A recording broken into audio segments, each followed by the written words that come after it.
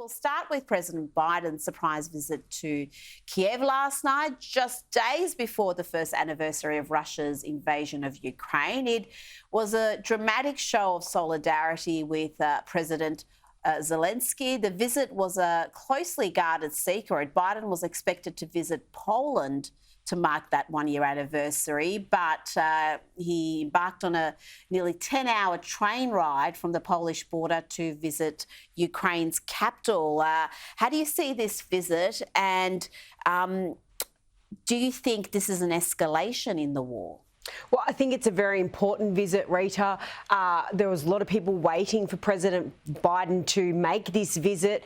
I think his wife Jill went some months ago to Ukraine and he hadn't been yet. So this is a very important visit for the president to show his support.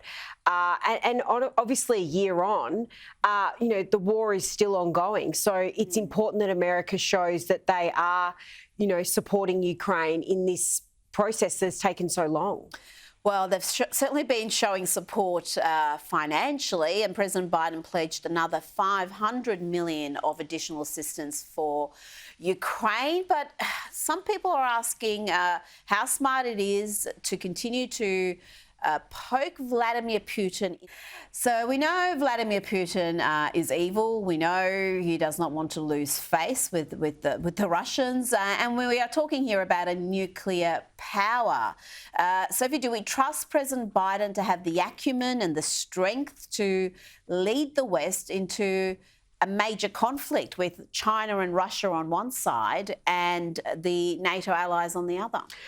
Rita, I think it's a concern about President Biden. I've been concerned about him ever since he got into office, that he's not up to the job. I never have thought he's up to the job. And I don't have pure confidence in him. And there are people in America questioning also the financial support that they've shown, particularly given that the US is going through tough economic times like a lot of the rest of the world are. Well, you're right. It is actually quite an issue because there's been polling done and it's showing the support has weakened. And particularly when it comes to the financial aid provided to Ukraine, given the financial strains many Americans find themselves in. And there are multiple crises in America. You've got the situation right now in East Palestine, Ohio, and then you've got the rolling crisis like the southern border where record numbers are crossing illegally. The US has had well over 2 million cross illegally in just a year under Biden.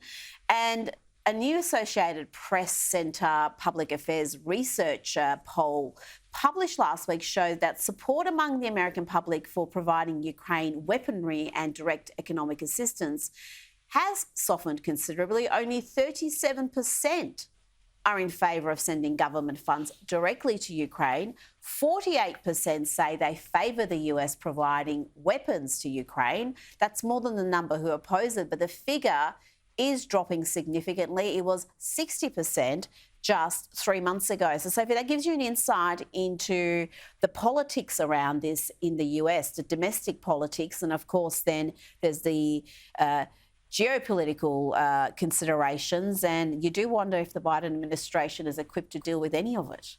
Well, that's right, Rita. And also when people are struggling with their own financial situation, first thing they question is why our government is handing out money overseas. Doesn't charity begin at home? And I think a lot of Americans are concerned about this, and it's reflected in that poll that they are concerned about the money that is being sent to support Ukraine.